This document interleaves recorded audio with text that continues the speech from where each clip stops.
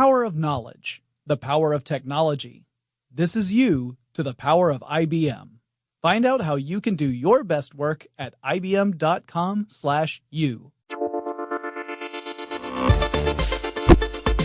Get in touch with technology with TechStuff from HowStuffWorks.com. Hey there and welcome to Tech Stuff. I am your host, Jonathan Strickland. I'm an executive producer at How Stuff Works. I'm really excited to bring you this episode today. In 1982, Disney released a film unlike any other in the company's history. And if you boil the story down to its basic themes, it's really not that unusual. Right? You have a hero who rises up against a tyrant of a villain and helps a group of resistance fighters overcome oppression. Now, that story's been told in numerous ways before and since, but this particular version had some really interesting quirks to it. The film was called Tron. Tron follows the story of a character named Flynn, who is a video game designer and hacker who once was the employee of a corporation called Encom. One of Flynn's co-workers named Dillinger stole Flynn's work and arranged Flynn's removal from the company and covered it all up. Flynn plans a daring computer raid on the company with the help of two of his former co-workers. His big goal is to uncover the actual evidence that, in fact, Dillinger stole Flynn's work. And his big opponent in this raid is an artificial intelligent construct. It's a piece of code. It's some software. It's called the Master Control Program, or MCP. Now, originally that started out as a chess game, but it had started to assimilate other programs into its own code and systematically growing more powerful as a result. So imagine sort of like the Borg absorbing other entities to gain more strength. That's kind of what the MCP is doing. It gets more and more capability as it absorbs other programs. So while Flynn is trying to break into Encom's systems, the MCP detects him and uses a laser to convert Flynn into digital information and essentially upload him to the computer. That pulls Flynn into the computer world, and there Flynn encounters programs. And in the world of the computer simulation, or the computer environment, these programs have the appearance of humans in this universe. They also resemble their creators, whoever programmed them. One of those programs is Tron. The name is short for electronic. Tron is a security program and is designed to keep an eye on the MCP. But he also acts kind of like a gladiator in various games that the MCP forces programs to participate in. And as some people mention within the context of the film, he fights for the users. It's one of my favorite quotes from Tron. Users in the Tron universe are sort of seen as like gods. They are the creators. And the programs look to users for guidance and for approval, and they have had all communication cut off by the MCP. So they wonder if the users are still out there. There's this whole existential crisis going on in the world of Tron. And that's an interesting piece of the mythology of the movie. Flynn eventually, of course, helps bring down the MCP, and he escapes the computer world. He's also able to prove that Dillinger stole his work, and he ends up becoming the new head of Encom as a result. Now, the film was not a big success at the box office, but it did find itself a cult following and also had a profound impact on the way people would visualize cyberspace. I would even say that you could see elements of the design from Tron find its way into early implementations of virtual reality. And the production of the film itself relied heavily on some really innovative work from numerous people in order for the film to actually come into being. So, Ramsey, the Wonder producer, arranged for me to have an interview with the writer and director of Tron, Steven Lisberger. What follows is our conversation about the technology he used to create the movie, as well as his philosophy about technology and stuff in general, really, the things that informed the creation of Tron. I hope you enjoy. Steven Lisberger, it is a pleasure to have you on the show. Thank you for joining Tech Stuff. My pleasure. Now, before we jump into Tron, and I've got a lot of things to ask about for Tron, my listeners would probably appreciate understanding a little bit about your background leading up to Tron. You had a background in animation leading up to that? I come from the East Coast. I was born in New York and went to college in Boston at Tufts and went to the School of the Museum of Fine Arts where I studied film for 5 years, including animation. And I had my own company in Boston that did some live action, but primarily animation. And we eventually ended up with a studio on the East Coast and one on the West Coast, and our biggest job was doing Animal Olympics for the NBC television network. And during that, we developed Tron and then tried to do it independently, but we couldn't pull it off, so we were fortunate enough to get in business with Disney.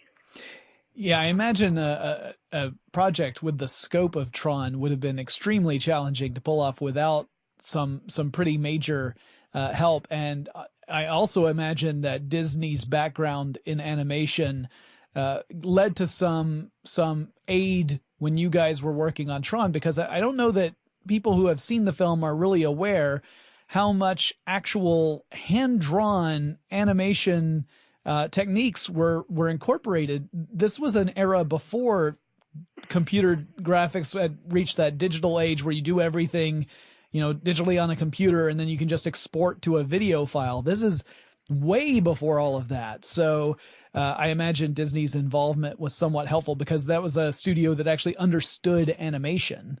Yeah, all of that is true. And just to unpack that, if we had tried to do it independently, I think we wouldn't have made it. Eventually, we would have had to either go under or bring in someone else because we were somewhat naive. We had an idea how we would do it, but in retrospect, the scale of it was something that none of us had experience with. On paper, we thought we could work it all out. It added up and made sense. But when we got into it at Disney many times, I thought, I'm really glad we're here and not in any other studio. Because as you said, we had hundreds and hundreds of thousands of pieces of artwork. Put in just the frame blow-ups. Every individual frame of the electronic world blown up, shot in 70 millimeter and blown up. When they were stacked up, they filled 2 entire moving vans. Wow. I mean, it was tons and tons and tons of images. And it didn't freak Disney out because they said, yeah, we're used to handling millions of pieces of artwork. And in the end, that was totally the strength production-wise of the project because all of us working on it were familiar with animation. Even the live-action people had quite a bit of experience in animation. So we sort of took the best from live-action, and then we turned the whole live-action movie into an animated movie. And once it was at that level, you could treat it like mass production. You just keep multiplying the number of teams working on the individual scenes, and there was a system there. We weren't reinventing the wheel. That system existed. People knew how to do, animated effects and how to work with these numbers of it had to be over 1 million pieces in the end. And the funny thing about it is how efficient it was. Because we ended up doing all of the special effects in Tron 1 in half the time that it took to do them in Tron 2. Well, and correct me if I get any of this wrong. I want to see if I can kind of lay out for my listeners sort of a general approach to the electronic world sequences, which took up almost an entire hour of Tron. I think about somewhere around the realm of 53 to 55 minutes, something like that, of footage in this electronic world. Well, the thing is, there was an underlying template that I had in mind, which is, a sort of live action short at the beginning, then followed by an animated movie is what Disney used to make. And, they always did that with their live action films. Sure. And animated and live, or live and animated. And so that combination is what I was going for. It's sort of it's kind of an animated feature in terms of that length of about 70 minutes, with the live action being kind of a short at the beginning. So, and the way that would work out, like you said, you shot on 70 millimeter, enlarge each frame, because to remind my listeners, some of whom are too young to really remember the days of film, you were shooting on physical film. It's really funny, once time moves on and people forget about how difficult it was in the past, it's a little bit like the next generation doesn't really care how difficult it was before. And, there was no way to composite film that was efficient. If you did effects and you had characters and you had a fantasy background, there really was no good way to put all of this together. Blue screen existed, but I've shot blue screen, and if you had, at the time, if you had 20 or 50 blue screen shots in the film, that was a lot. Well, we had 900 composite shots that we had to do. 900 shots that had human beings in worlds that didn't exist, plus their costumes were supposed to be glowing, and there was no digital compositing. You couldn't even run computer animation consecutively. We only had enough computing power. We had total 2 megabytes, and we only had enough memory to render one frame at a time, period. So you could never look at the light cycles moving. You could only look at this individual frame, then you had to wait 45 minutes and render the next frame and look at that one. And the only time we ever saw the stuff put together is after we set up a film camera and clicked, like in an animated movie, one frame at a time off of this computer animation. Right. And then we would all go into the screening room and sit there. Even the guys that did all the computer work had never seen it moving. And we saw it for the very first time when we, filmed it one frame at a time and then ran it back. And so to put all of this together, to composite it, the only way we could do it was to blow up every frame and make it into an animated movie. And what we did to combine it with the computer animation was to try to find a sort of middle ground where the live action would look like it had been rendered by a computer and the computer animation wasn't attempting to look too real, because we couldn't do real. Many of the looks in the computer aspects of Tron look the way they look not because we sat there and said, oh, wouldn't this look great in wireframe instead of fully rendered? No. It was wireframe because that's all we could do. It's phenomenal to give a sense of scale. You're talking about 24 frames a second with film. Every single one of those frames being, for the electronic world, being blown up so that animators can go in and hand draw elements onto those frames. Each of those frames having to go through multiple exposures depending upon how many colors you had, because each time you added a different color, you had to do another level. You had to photograph everything all over again. Yeah. You're talking 75,000 frames if you start doing the math. If you're thinking 53 minutes. I think it's more than that because, well, I don't want to do the math in my head right now, but I think, well, the thing is, it's if you go through the math, you say this can't be done. Because just doing the colors on each frame, the average number of exposures was, I think, 18. Some of the frames in Tron were exposed 36 times. Wow. And because everything had to be held in focus so that the blow-ups were sharp, and the blow-ups are about the size of a placemat, there was no depth of field at 70 millimeter at those light levels. So it wasn't, those cameras, those 70 millimeter cameras were used by David Lean to shoot Lawrence of Arabia. And afterwards, I really understood why, because in the desert, there's enough light. But for any of the situations we were in, I had to shoot characters when they were speaking to each other and over-the-shoulder shots. They had to be shot on separate passes. So I would have Bruce in the foreground with no Jeff that he was talking to, looking at, and I'd get him in focus, and then I'd get him out of the frame, and then I'd bring in Jeff, and he'd say his lines, and I'd shoot them separately, each one held in focus, and then they were put together. But,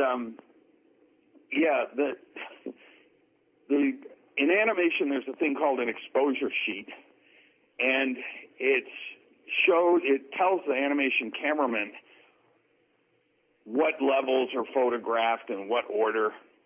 And there's about, 3 seconds of animation per exposure sheet.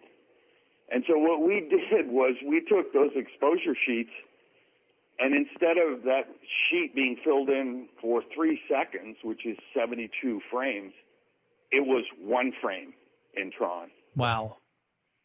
1 exposure sheet per whole sheet, 3 seconds of animation per individual frame. But again, it was only possible to put all of this together through animation. We were under an extreme deadline.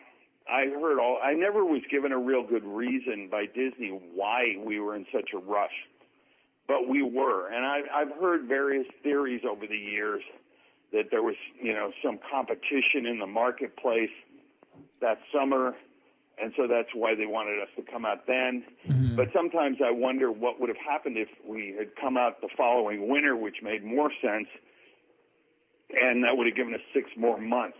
I mean, the deadline was so severe that we took only 1 day off every 14 days. Wow. That was the legal limit. So we would work 13 days, and then we get 1 day off. And then we work 13 days and get 1 day off. And to complete the re-photography of all these blown-up frames, at the end, I think we had 12 VistaVision animation stands going 24 hours a day, 3 shifts on each. And the strain on the film in terms of getting it done from a director standpoint, that was kind of crazy. But because I was new to this, I just accepted it. But the picture was, after I shot all the live action, the film had to be completed in 3 weeks, locked. So not one frame of the movie could be changed. Frames could be taken out and removed, but I couldn't change or add anything. Mm-hmm. So, now directors get 3 or 4 months to live with their movie in the editing room. I had 3 weeks. After that, it was locked. And the thing that's interesting is what I had to lock was actors in their unaltered Tron suits on an all-black stage. And then I had no computer animation yet, because that wasn't done. So when I locked the movie and said, this is the movie I'm making, there were no effects in it. There were no colors in it. It was black and white. Many of the scenes just had individual actors because, it was one or the other, like I said.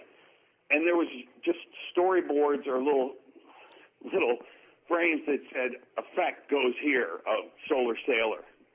And at that point, I had to say, okay, I sign off. This is the movie we're going to release.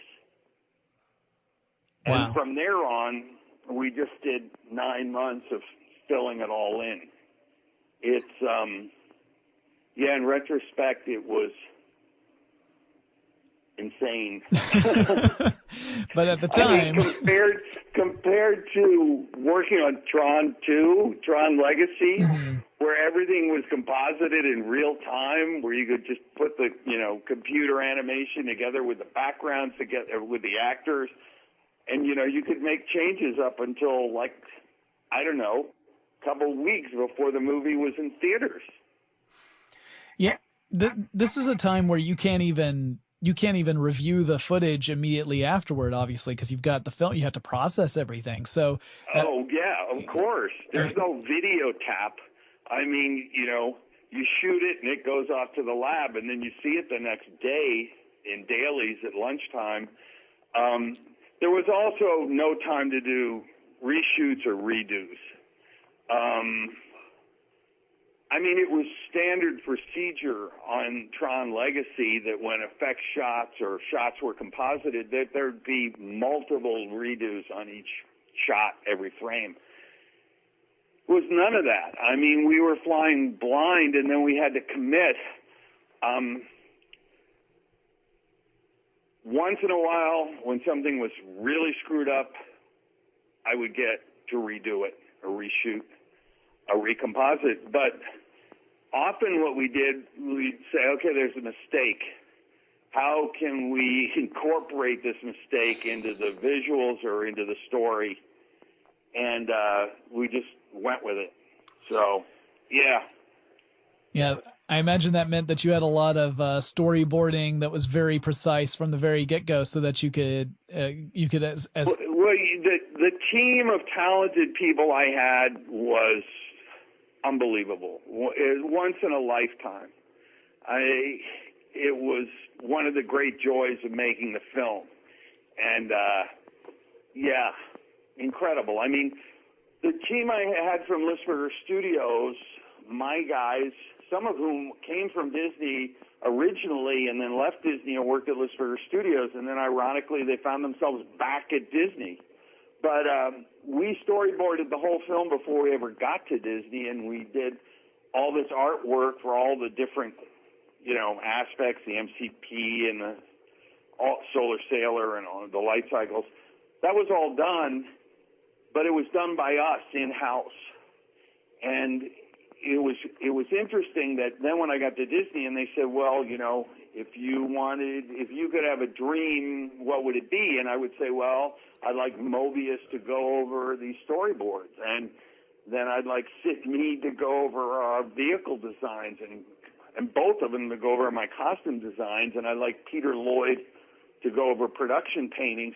And so what worked out great is that we never approached these great artists and said to them, we just have a blank piece of paper, and now I'm going to explain to you what I'm trying to get to. It was so much better that we said, look, this is as good as we can get this. And we're pretty confident that, there's more room to improve this, and they never let us down. And I think they really like that, because they look at our artwork and they go, yeah, this is really nice, but this, or why didn't you do that, or why didn't you do this? And Mobius would say, you could shoot this way, but if you shot it from this angle, and if you showed this, then the audience would know that. And, yeah, it was amazing. That is awesome. And it's great that you already had, a nice idea to go in with and not have to run the risk of asking an artist to contribute and then say, oh, but that doesn't really fit in what I was thinking. I know. And the thing is, I wasn't used to this part of it either. The team that, my guys at Lisberger Studios, we would throw stuff out all the time. And we would say, well, that looked good last week, but why don't we try this light cycle design this week? And it was a learning curve for me to work with, Sid and Mobius, and they would say, no, this is it. There are no changes. There's no revisions. I'm not doing this again. Yeah, that was amazing. It'd be a little bit like walking up to Da Vinci and saying, "Yeah, but yeah, exactly. It doesn't go that way. Could you put some of the light cycle and he hands it to you? Right. You don't say to him, "Hey, Sid, what about this?" We do that. How about mud flaps? And it's like, no, I don't think so. well, stepping back a little bit. The one thing that happened with the light cycles, I will interject this. And sure. It never bothered Sid, is that we sent the light cycles to Magi, which was Phil Middleman's company in New York. We had 3 computer companies. One was in New York State, and that's where Chris Wedge used to work, who went on to create Blue Sky Studios and do Ice Age. And then we had a company out here called Triple I, where Richard Taylor was. And then we also used Robert Abel's company, who was in Hollywood. But when I sent the first light cycle drawings that Sid did to Magi, they said, we can't do this. The curves are too complex. We can't render this. We don't have enough, power. It won't work. And I knew that, it was an incredible design. We all loved it. And so I thought about it. I remember this was over a weekend, or some Sunday. And so then I said, how do I keep the integrity of Sid's design, but simplify it for the computer? And you got to imagine, it was already really simple in terms of color and shading. And then I don't know where I got this idea, but I got the idea of, what if you took the bike, which was very 3D, and squeezed parts of it between two pieces of glass? To imagine that, squeezing it between two pieces of glass. So if you look at it from the side, what I did was I kept that fairing in the front the way Sid designed it, but I flattened everything else that was also full of all these compound curves, just like I was pressing a piece of glass against it. Mm-hmm. And that did it. We got enough of the complexity out of it so that the computer guys could do it. And by the way, I want to say one thing about Magi, that it was pretty funny, which is that one of the main reasons they're tanks in the first Tron movie is because when I first went to Magi, which was really early on, I was keeping track of their capabilities like years before we ever made Tron. Their first major contract was with the military to do tank simulations. This was all the way back in the mid-'70s. Mm-hmm. This was totally like far out crazy stuff, DARPA stuff. And Magi was doing, it looked like very crude video games, but it was tank-oriented. So then I, at some point, came to them and said, if these chase vehicles are tanks, you're going to be able to, do a lot of this pretty effectively because of your tank experience. And they said, yeah. So that's why, the tanks worked out so well. Hey everybody, it's Chuck from Stuff You Should Know here to talk to you a little bit about my brand new podcast called Movie Crush. It is where I sit down with your favorite people to talk about their favorite movie, and I'm telling you, I've been having a lot of fun with the show. The Movie Crush community online has been killing it on Facebook, and if you want to hear people like John Hodgman, Tig Notaro, Kevin Pollak, Paul F. Tompkins, Janet Varney, author John Ronson, if you want to hear all of them talk with me about their general movie-going fandom history and their favorite movie, check out Movie Crush, releases every Friday at Apple Podcast or wherever you get your podcasts.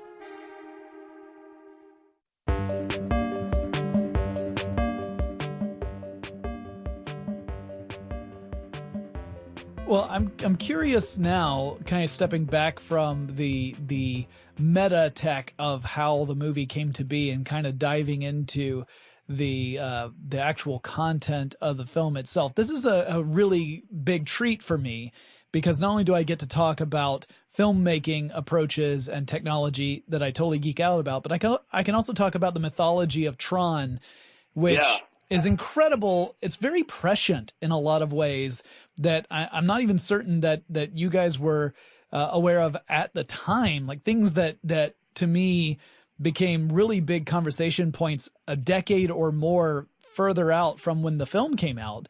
Oh, yeah. I mean, I'll tell you something that'll blow your mind. Sure.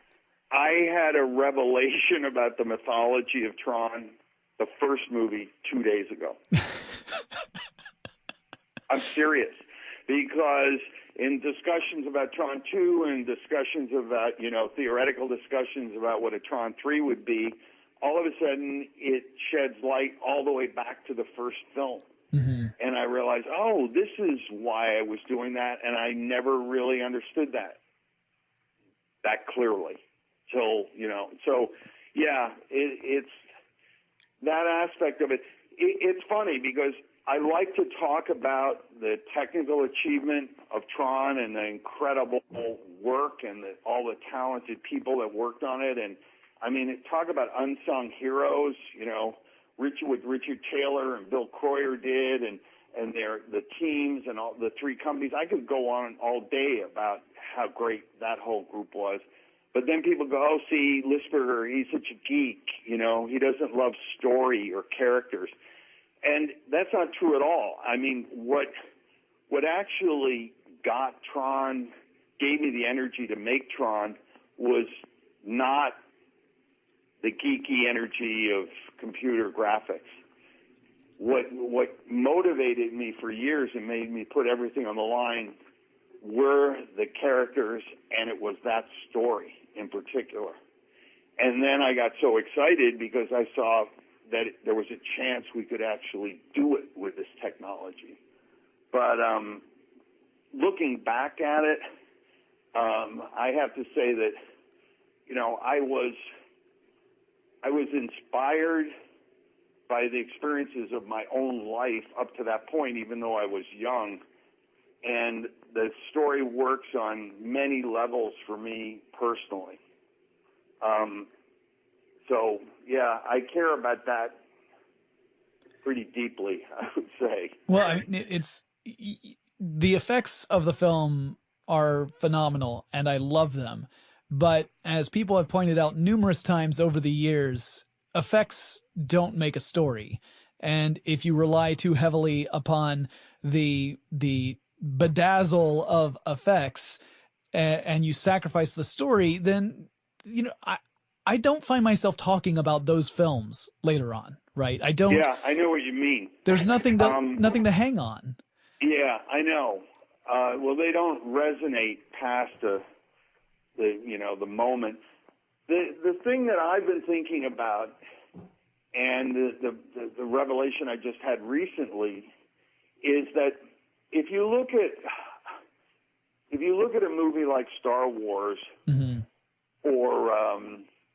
or an Avatar, or Wonder Woman, or Thor. Thor is a good example. The worlds of those films are epic. Mm-hmm. I mean, there's nothing more epic than Nordic mythology, and space is as epic as it gets, and it's infinity, it's everything. So what happens in those films is that, well, a Star Wars or a Thor, what happens is that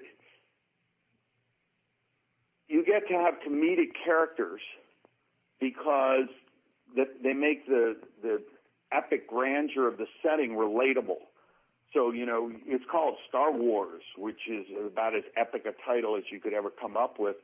But then, you know, Luke is kind of a goofy farm boy with his, you know, and his robot friends are, you know, pretty funny. Mm-hmm. So, you know, that's how we relate to the epic. And what I'm getting at, where this connects with Tron, is that Tron is kind of the opposite formula, if you think about it. Because when we did Tron 1, all there was, you know, Pong games. And no one looks at a Pong game and says, this is epic. You know, people stand out at night and look at the stars and say this is epic, but they don't stand in front of a Pong game in a bar and, you know, look at the Pong bar table and say this is epic. So what we did was with the character of Flynn, we added kind of an epic character to a non-epic world. And I think that for the people that struggled with Tron, and some people still do, and say, you know, I don't get that movie, why are people excited about it? I think what they struggle with, even though they wouldn't necessarily say it, is they struggle with the idea that something epic can come, and significant or grand can come out of something that isn't. Well, and to kind of continue your point, you know, if you look at it on the scale of something like Star Wars or Thor, you're talking about this cosmological scale. And when you're talking about Tron, you're talking about diving into a virtual space that's confined within a very limited physical space. It's within a computer.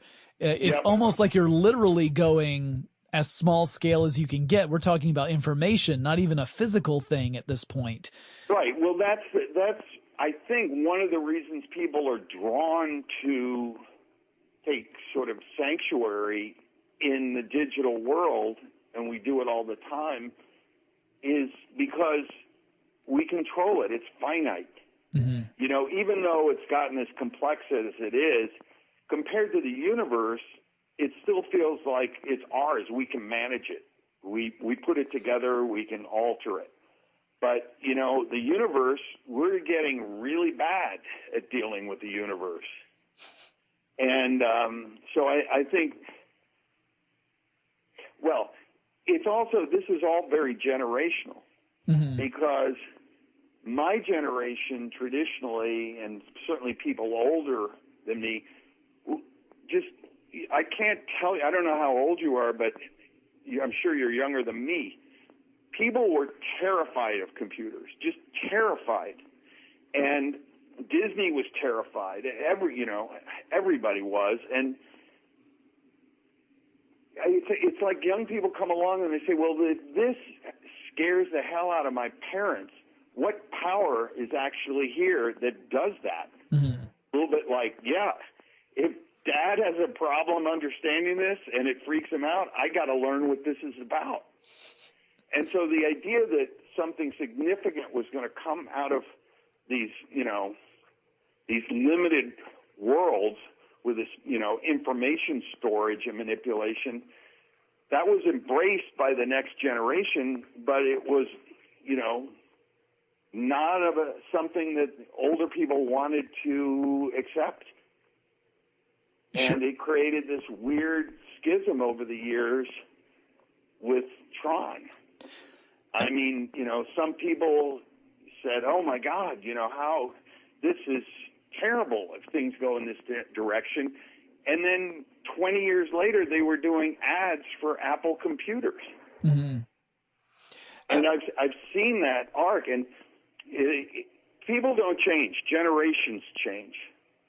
And the other thing, as long as I'm thinking down this avenue, is that I think the fundamental change with the threat of computers, at the time, everybody was worried about, the computers are going to take my personal data and they're going to use it against me. I'm going to lose my privacy. And who could have predicted that they would take all our personal data, but they wouldn't have to battle us for it. We would line up to hand it over. Right.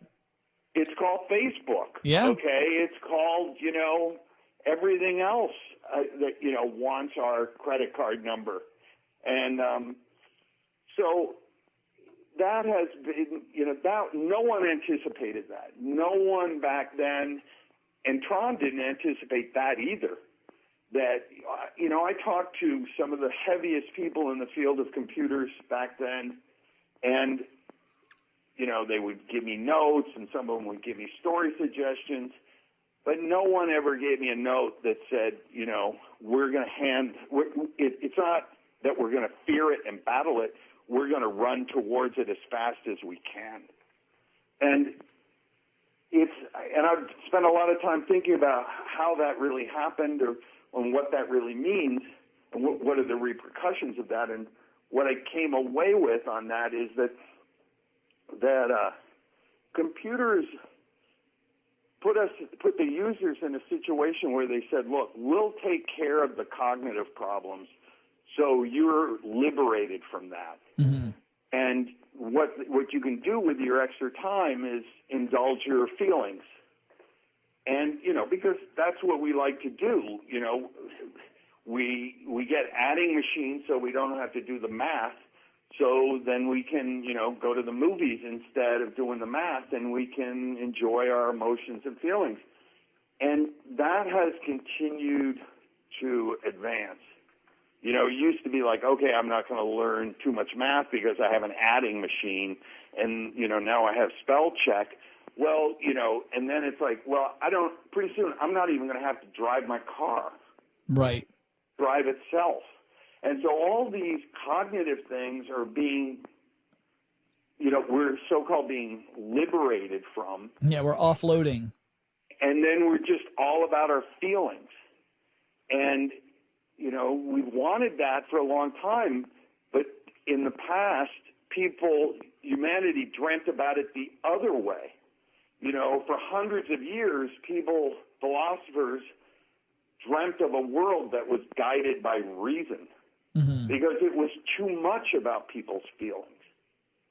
And, science and philosophy advanced so we could get to this point where reason sort of determined our fate, because reason is connected to underlying truth that endures. That's what reason is. But emotions don't work that way. You can think that it's worth, dying one moment for something. If I don't get invited to the prom, I'd be better off dead. And then a month later, you could forget that you ever felt that way. Mm-hmm. And so now we're kind of living in the age of Trump, where, I'm digressing, I know, but we're living in the age of Trump, where it's all about these feelings every day. Well, and we have a way of expressing those feelings to a larger audience than ever before, instantaneously, exactly. As soon as we feel them. So the cognitive power of computers has ironically completely liberated our emotional feely side, touchy-feely side. Trump gets to send out every thought in his head because of Twitter. Right. Whenever a disgruntled employee of Twitter isn't deleting his account.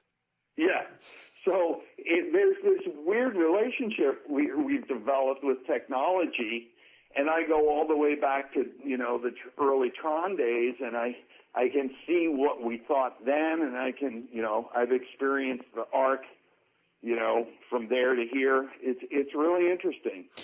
Well, what's fascinating to me is that, you talked about this thing about computers that were very scary to one generation and very promising to the next.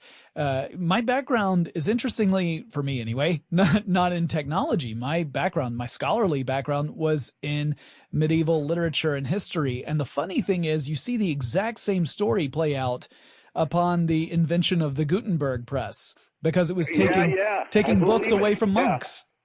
History repeats. Exactly. Yeah. Instead of it being the church that was completely in charge of creating manuscripts and books, it now became the domain of printers who could produce them much more quickly, which meant that people could actually own books for the first time because they weren't prohibitively expensive.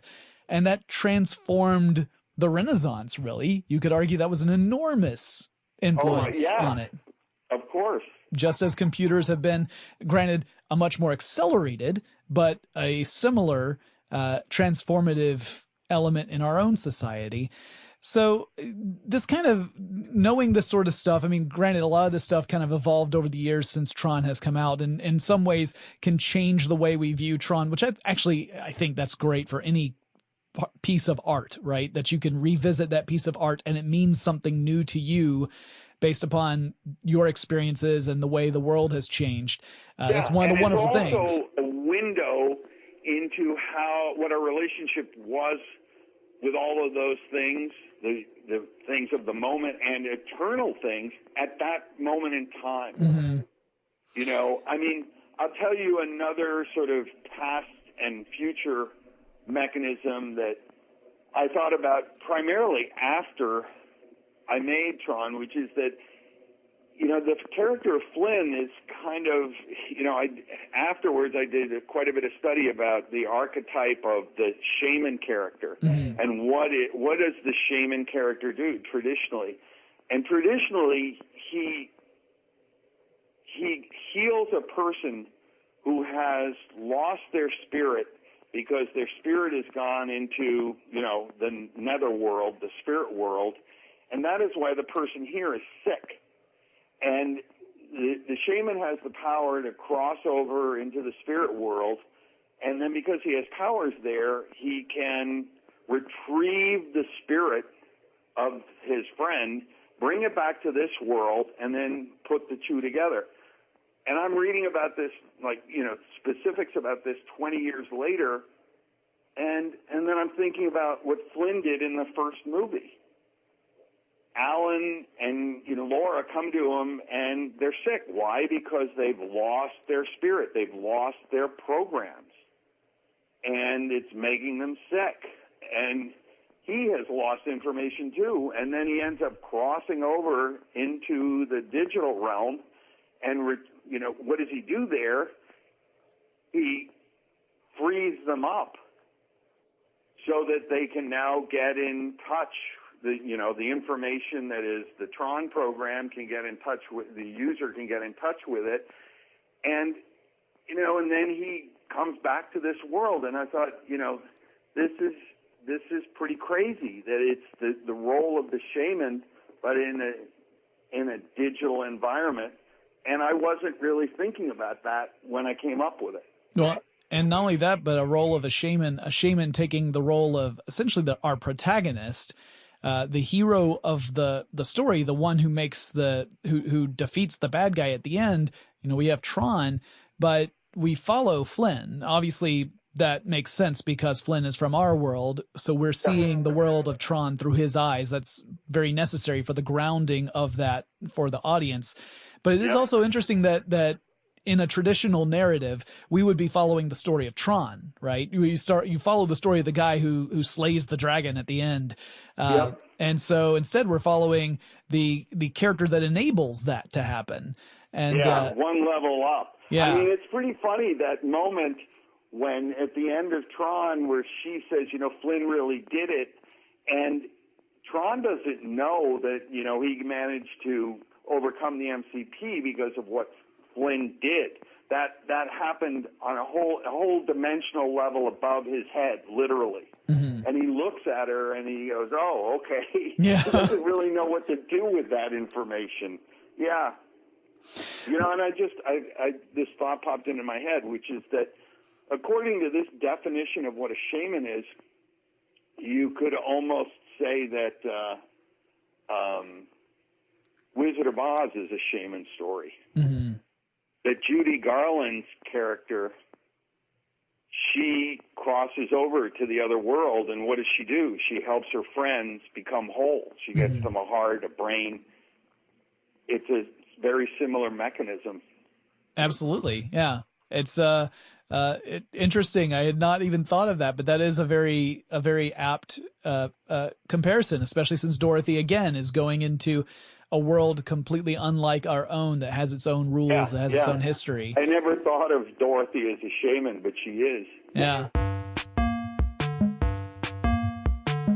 Hey, I'm Jack, host of the new comedic news and pop culture podcast, The Daily Zeitgeist from How Stuff Works. A little bit about me. I've listened to almost every episode of Stuff You Should Know and Stuff You Missed in History Class. I'm the co-founder and was the editor-in-chief of Cracked for the last 11 years. And our show is basically the day's news and pop culture filtered through a brain that contains all the information that entails. And I'm Miles Gray, Jack's co-host, a former political operative and pop culture addict, like something I actually take medication for. He does. And sometimes he's a bunch of different people, like Michael McDonald. Tell him he's a stranger. Japanese radio DJ. 皆さんおはようございます。マイルスです。And Making a Murderer's Brendan Dassey. Yeah. No. Just a fair warning, guys, you're going to learn a lot, but some of the content can get a little edgy, so not for young ears, but trust us, it's all in good fun. So go to Apple Podcasts and listen and subscribe to The Daily Zeitgeist. It's really good, is our catchphrase. We're still working on it.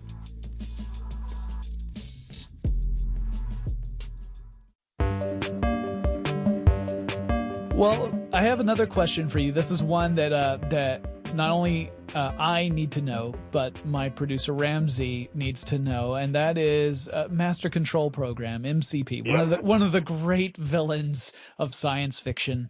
Oh, well, thank you. Yeah. What Did you have any specific inspirations for MCP, perhaps with any other organizations that might have 3 letters in their name or anything along those lines? Or from the beginning, he was always machine-like. Mm-hmm. And when I went and there was a sort of Wizard of Oz component to him too, speaking of Wizard of Oz, because, he was smoke and mirrors, and in the end he was that, it all started with that little old chess player. But when I went to III, they had, one of the 3 computer companies, they had created a juggling human character wearing a top hat who looked very human. He barely moved. He just stood in one position and his arms moved, and he juggled a bunch of balls, and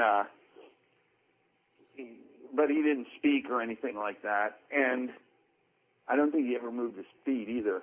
And then I saw this image popped into my head that, like the Wizard of Oz, we could have his face on this machine-like exterior that we had been creating for the MCP. And but then we couldn't render it in flesh tones and have it speak because we just didn't have enough computing power. So the only way we could actually do it was in wireframe. So, we recorded David Warner's voice doing it, and then we altered his voice, and then we, did what animators have always done, is sync up the images, the face with the soundtrack. And the MCP is really, I guess, the first talking head, the first CG character that ever was.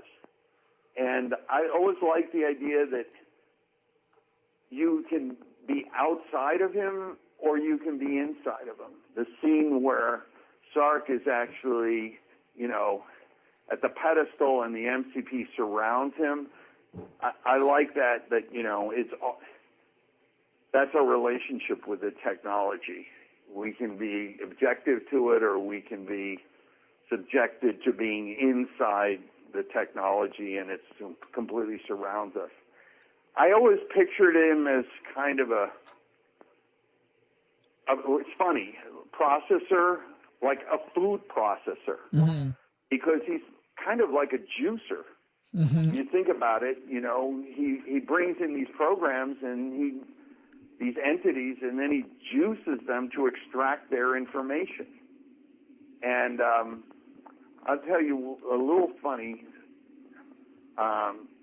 story about the MCP in Flynn, which is that I didn't know that Jeff, whose contribution, I can't stop bragging about how, great he is in that role, but, and I cast him, so that was my contribution. He did the rest, but I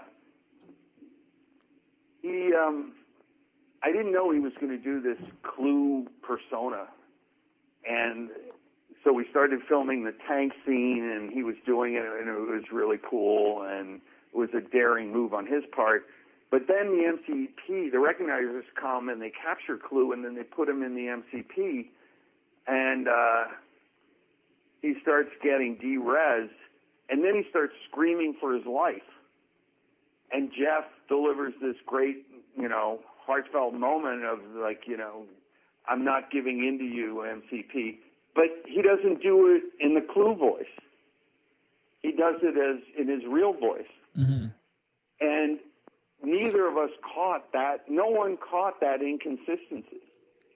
That if you think about it, that should have been in the Clue program voice, but it isn't. And it's a little bit like, it's kind of freaky because it's a little bit like Clue was dying, and then the last thing he did was act like, a user just before the end. So that's, was kind of a happy accident. But anyway, the MCP was like, a food processor with people or characters. And that design actually did not change all that much. I mean, it was worked over brilliantly by Sid Mead and improved a lot, but the through line went back years. Well, I guess, to me, just seeing that image, that enormous head, that booming voice, it's consuming the information from other programs. To me today, like when I think of the internet voice, that's the voice that's in my head. It's the voice of MCP as it's consuming. And talking again about prescience, like there's so much here about the merging of what it is to be human and the technology that we create. Yeah. It really seems like the singularity, like that concept of the singularity of humans elevating themselves to the next level, perhaps merging with machines or incorporating machines in some way. Sometimes it doesn't involve that, but a lot of the versions of the singularity do. This seems like it was very much in that sort of vein, like this idea of we didn't use the term user before Tron, and people didn't know what the word meant. And people didn't have computers. I mean, there were a handful, but people they were crude at best. So this whole idea of your alter ego, your avatar being, in there in the form of your information, that just keeps building every year. So that, it's getting to the point where we really are creating as much as possible a doppelganger of ourselves digitally. Mm-hmm. And, I think what's interesting is that Nintendo, I've heard, has done studies on how people picture themselves in their mind's eye. And they've come to the conclusion that we imagine ourselves as somewhat a cartoon version of ourselves. And I think that's one of the reasons that Nintendo video games, as successful and brilliant as they are, part of that success, I think, comes from working with that theory that, they're not realistic. Mm-hmm. And I think that the idea of a realistic doppelganger, a sort of copy of ourselves, I think that's in some ways maybe more challenging. And I think that's part of the challenge that we're actually facing. That, it's a little bit like we're creating a doppelganger Earth and a digital one. And like I said earlier, I think we feel good about that because it doesn't confound us like the universe. It has problems like hackers and trolls, but yeah, we can deal with that. Sure. But, well, because ultimately those are people. Those aren't and we ineffable forces. What we don't understand is CO2. Yeah. Steven Lisberger, this has been a huge thrill for me to talk to the writer and director of a film that what played a big part in my childhood, and I watch it frequently. So I want to take this opportunity to thank you for your quarters. Oh, there have been I didn't even get into the arcade section of this because I just have to add one footnote because I can't resist, which is, people always talk about, well, the first Tron, it didn't make enough money. It wasn't E.T. Well, the movie paid for itself as a movie, but the video game paid for the entire movie too. No, many a week's allowance went into discs of Tron for me. I remember the full console, like the one you would step in and play, and I played a lot of that game. Yeah. Do you know about the Tron ride in Shanghai? I have heard about this. I have not made my way to Asia yet. Check it out on YouTube. Tron Shanghai. And it's pretty amazing. They worked on that ride for over 15 years before it actually happened. Yeah. I've heard about a new one coming to Walt Disney World in Orlando. Do it in Florida now, so I'm real excited about that. Yeah.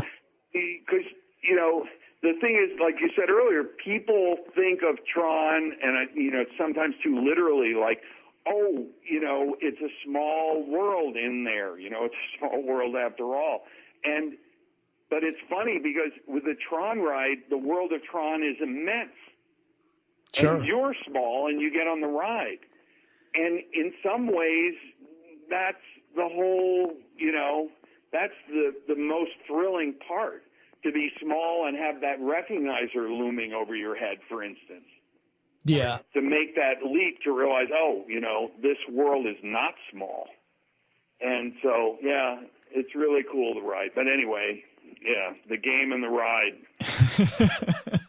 I mean, I can't wait to experience the ride. I really am looking forward to that. The game remains one of my favorites. I'm a child of the 70s and 80s, so the arcade experience was really an important one for me growing up.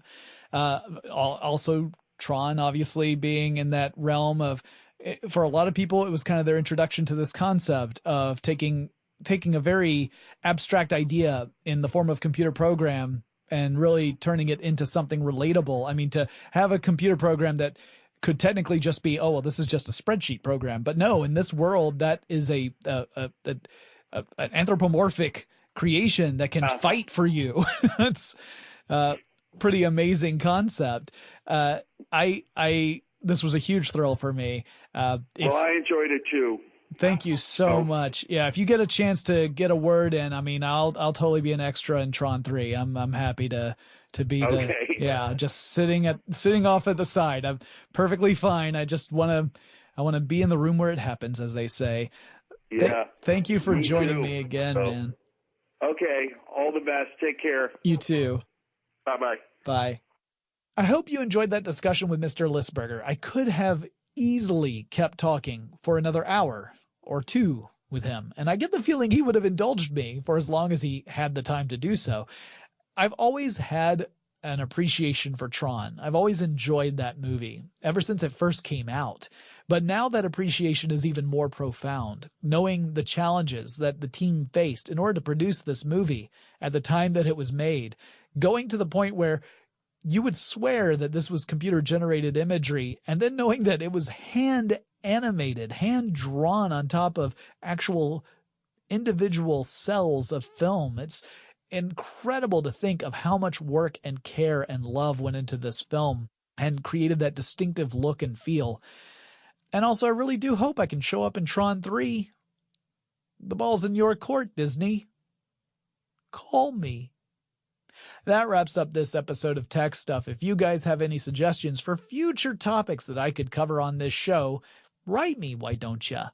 The email address to use is techstuff@howstuffworks.com, or you can drop me a line on Facebook or Twitter. The handle for the show at both of those is TechStuffHSW. And of course, you can come over to twitch.tv/techstuff to watch me record shows live on Wednesdays and Fridays. The schedule is up there at that link. Just go to twitch.tv/techstuff, join the chat room, be part of the crowd. I'm always happy to chat with you guys. And I'll talk to you again really soon.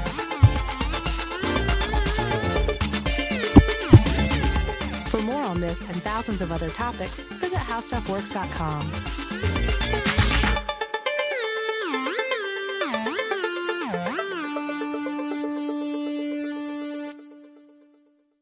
Hi, I'm Robert Lamb. And I'm Joe McCormick. And we're the hosts of the science podcast Stuff to Blow Your Mind. On Stuff to Blow Your Mind, we put science on a collision course with philosophy, history, religion, mythology, and the worst space vampire movies of all time. We examine neurological quandaries, cosmic mysteries, evolutionary marvels, and our transhuman future, all in order to decipher the nature of our reality and expand the mind. Subscribe to the Stuff to Blow Your Mind podcast wherever you get your podcasts. And learn more at stufftoblowyourmind.com.